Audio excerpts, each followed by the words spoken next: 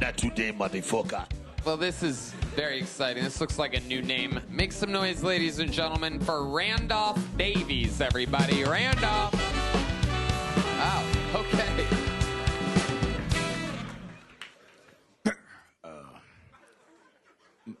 No way. No way. No way. That's what I said when my masseuse told me she farted in my mouth while I was asleep.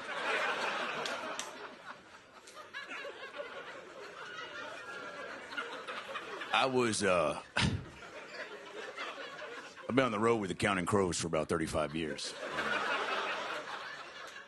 You see a lot of stuff. You get a lot of things get you down, get you tense. So I try to get a massage from time to time. And I used to get a massage from this girl. She started having too many seizures, so had to stop using her. But so I got a new girl, bigger girl, fat, you could say, right? And a lot of that would push up on top of me. I was get a massage, get relaxed, fell asleep, and I wake up and she goes, "Hey, sorry about the fart." And I said, "What?" And at first I thought she was blaming me. Like, sorry about you couldn't control your asshole, And then I said, "My bad, it has a mind of its own." And she goes, No, I'm the one that farted. I'm the farter, is what she said. I said, I don't know why you would, turn yourself in after you rob the bank, but that's not going to help your reviews. You know what I'm saying? I'm not going to go online and say, Tina's super honest. I love that. If you fall asleep at the right moment, she'll put a little secret in your mouth for free. All right, that's all my time. Thank you so much. Wow. Randolph Davies. Unbelievable. I've never... I mean, look at you. This is incredible. Unbelievable execution, writing, timing, beats. It all seems genuine. The cowboy hat doesn't fit. You're at the top of your head.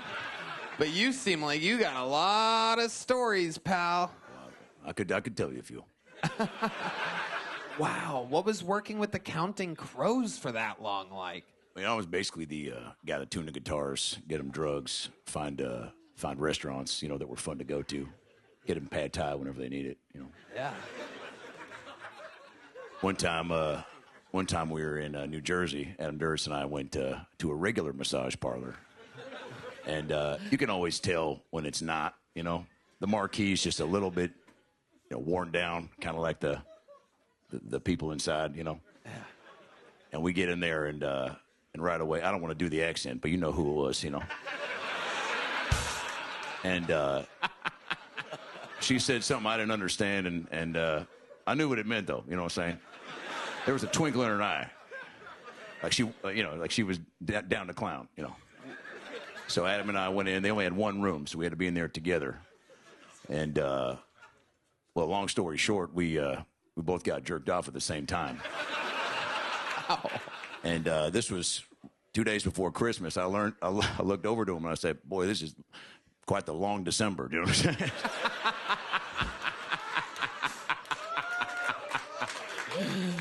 Wow. Randolph Davies has arrived to the Kill Tony universe. I've noticed that almost every one of your jokes and stories revolves around getting a massage. Well, life gets hard, Tony. You got to relax. And it's the only way for me to shut down mentally and physically. So some people, I'll play a little Xbox Live from time to time. But Wow. Free Britney 69 if you want to find me on Xbox, by the way. That's your handle? Free Britney? Is that for Britney Spears?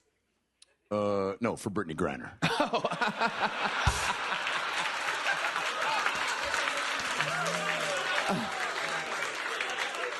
Oh, he picked up the toothpick and right back in the mouth. This is a true road dog. Hey, Lord knows this thing ain't been worse places than I have. Wow, Randolph, how long have you been doing stand-up comedy? First time. This is your first time. First time ever on stage. Absolutely worked continuous beats on the audience. Like a pro. Like someone that's been doing it for decades. Absolutely incredible. What made you want to, how old are you? 55. 55. What made you want to start stand-up here on Kill Tony tonight at 55? Well, you know, life gets crazy, Tone. I've been living in Temecula for about the last 14 years, right? My wife and my ex-wife became friends. We opened up a winery called Oops, which I know sounds like a jokey beverage establishment, but it's actually, you know, it's kid-friendly. We got a little petting zoo and all that shit, you know.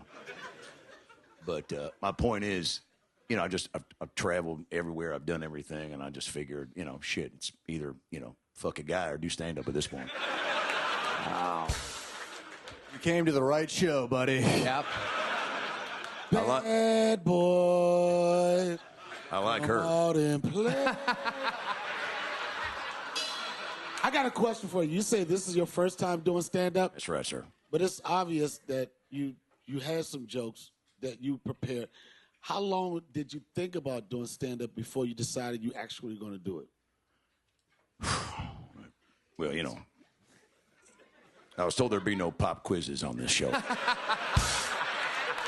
I'm just trying to get people to know.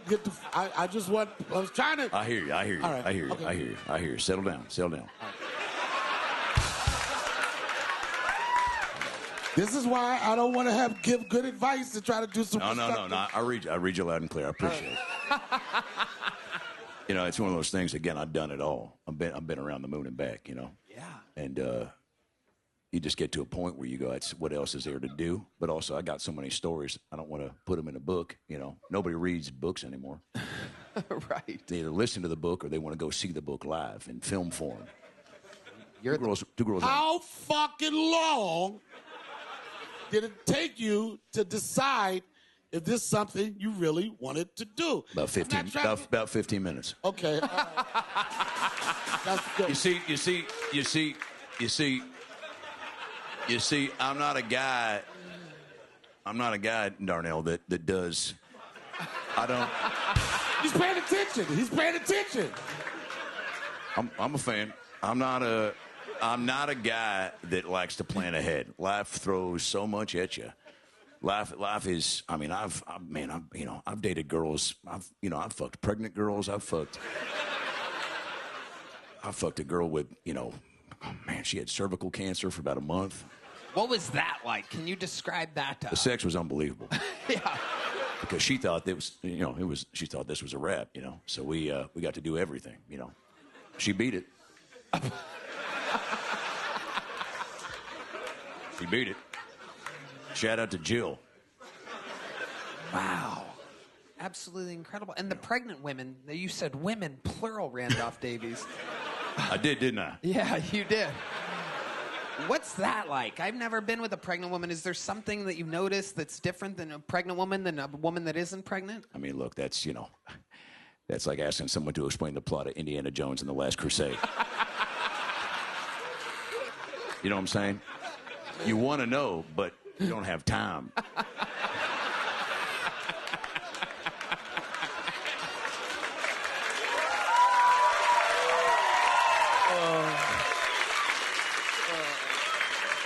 You have any fun stories about Courtney Cox? Thought you were going to ask me to do the Secret Show. I would love to have you on the Secret Show.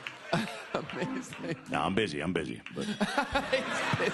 You can't make it to the secret show. got to get a wart removed. I do. I got a wart on my finger. Those pregnant bitches got some. Wow. But what was the question, Brian? Do you ever have any fun stories about Courtney Cox? Counting crows and. Yeah, I partied with Courtney a couple times. As pre-friends, and she was wild, spunky. You know. People always say Matthew Perry was a crazy one because of the whole hot tub thing, but no, Courtney Cox was spunky, adventurous. Always, every other day, she's like, "You want to go bungee jumping, or go down to Yoshinoya? You know what Yoshinoya is? It's a fast food Chinese restaurant. Yeah. I mean, they should call it E. coli City. Yeah. But she always wanted to eat there. So to me, that was, she's a risk taker, right? But I saw her tits once. Yeah. Beautiful. And I don't want to say like that's, I I don't know her personally because of that, but once you see someone half naked, you get a little bit more familiarity, right? What was the question again, Brian? The perfect answer. No, you nailed it. It was great. Very funny. You nailed it. So you were a roadie for the Counting Crows for 35 years? That's right. I'd imagine you know how to play the guitar, right? Are there any other instruments or special skills or talents that you have? I was an auctioneer for a little bit. Mostly, there's haikus, I had a nephew, I guess he's R.I.P. He's not dead. He's dead to me, but he's, shout out to Nathan, but he's just went down the wrong path, as we all do at some point, and he just needs to find his way back, but he would always try to coerce me into going down to his little slam poetry things, and no offense, but there are, one too many Indian people down there, which is fine. I just had, they're always coming up, big Counting Crow fans, the Indian people. So just a lot of questions from my side of things. And I just, want to be out, enjoy, support my nephew. And here I am, oh yeah, no, I was at Sarasota too, sir, But yeah, so spoken word, if you guys want to hit me with a little, something, I can give you a little bit of the slam poetry that I used to. Oh, hell yeah. Dangle with. Absolutely. I could listen to you and talk to you all day, Randolph Davies. Let it rip. Something in the key of E. But also dealer's choice, it's your show.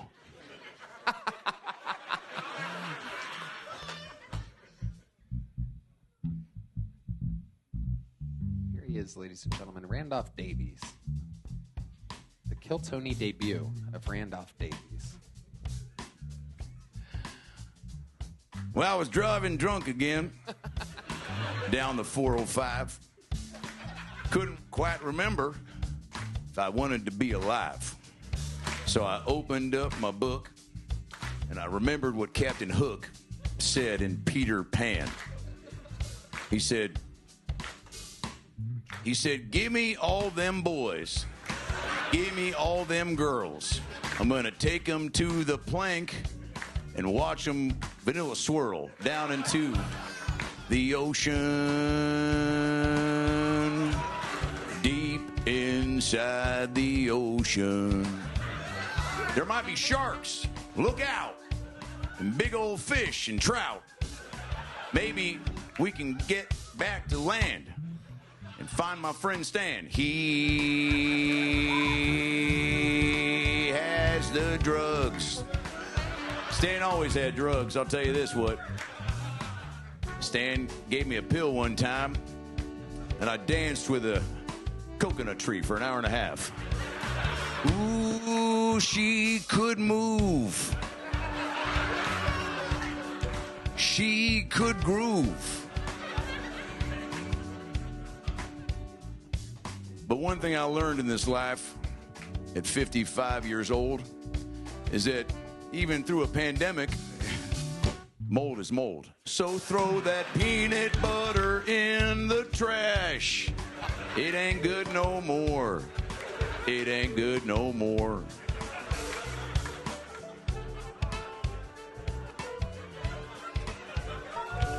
I'm allergic to gluten, by the way. All right, that's it. Thank you so much. That's it out of me.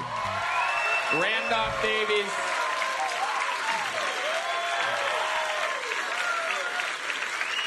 Wait, Randolph, I gotta tell you, every once in a while, an absolute saint comes around. My friend, you are the newest golden ticket winner here on Kill Tony.